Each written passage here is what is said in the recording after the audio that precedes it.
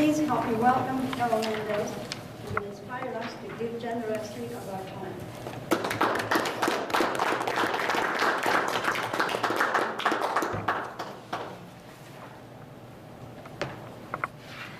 Madam Toastmaster, fellow Toastmaster, and especially the title of my speech is Giving Generously, and it was not anticipated that you would give such a presentation. But the Give Generously involves more of resources, personnel, your experience, and your knowledge to the youth of today. That's what I suggest that you do.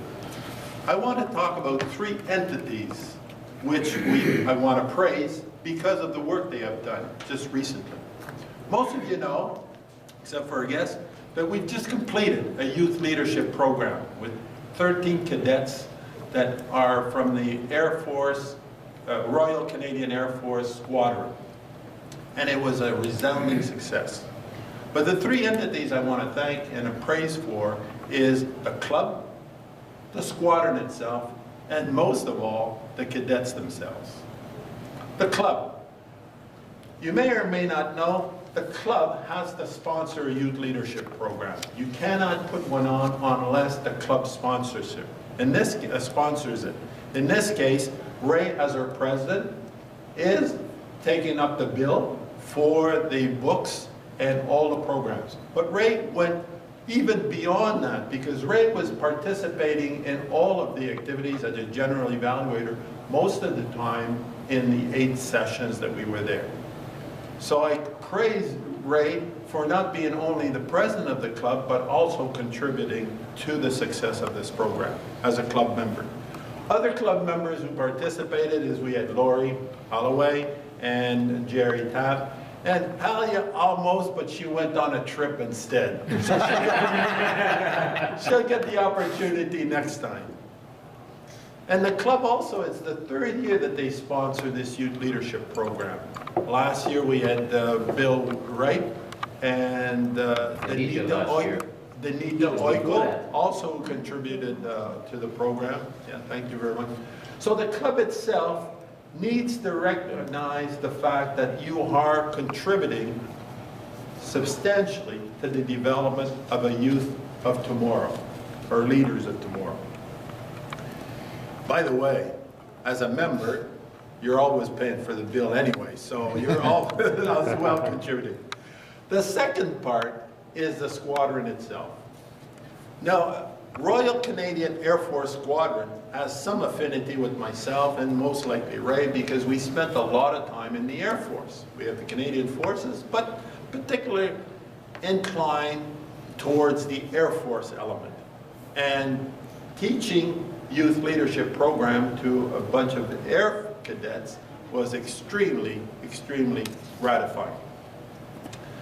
What happens at a squadron meeting on Wednesday night, in this case, they have over 140 cadets who are training for drills, they're training for parades, they're training for activities, fundraising, the whole works.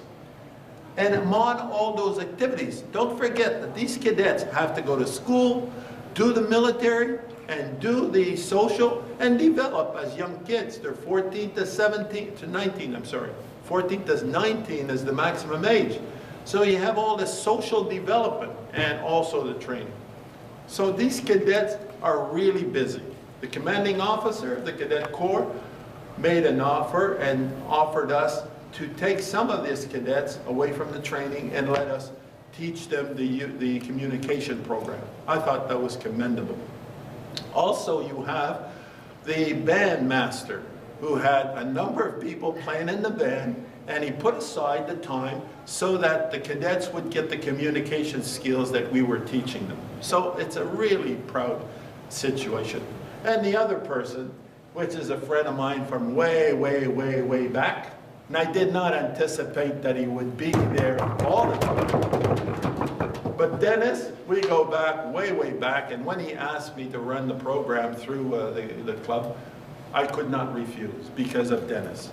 Dennis, ill or well off, he was there. He had to be there by law. He's a cadet cadet instructor cadre, and you have to, by law, have a cadet instructor cadre present in all receptions of cadets. So that's why Dennis was there for the 8 weeks. So the second part was the squadron. But the third part is really the cadets themselves. It was extraordinary to see, and I'm sure that you can ask anyone that participated in the program, what happens from first week to 8 weeks. First week you have the elections. You're looking around the table and asking anybody to raise their hand, and you see maybe they'll raise it an inch or something. They're not participating. They're afraid, they're scared, they don't want to speak in public. And on the 8th week, you look around, everybody has their hand up. And you have to select which one will go there. So the cadets, they have to juggle all their time, but they really grow. And it's satisfying to see, as a youth leader program, as a coordinator or assistant, how these kids develop. So all in all, I think I praise the program which we call Youth Leadership Program. It's an excellent program by Toastmaster. It's geared towards youth leadership training, and it involves, in this case, the club, it involves the squadron, and it involves particularly the cadets. Now, those that are interested in running one, you're more than welcome. They come over, and there's a lot of them, not only with the Air Cadets, but the Navy Cadets, and also at schools, so you could be invited. But remember one thing, folks. This is youth leadership.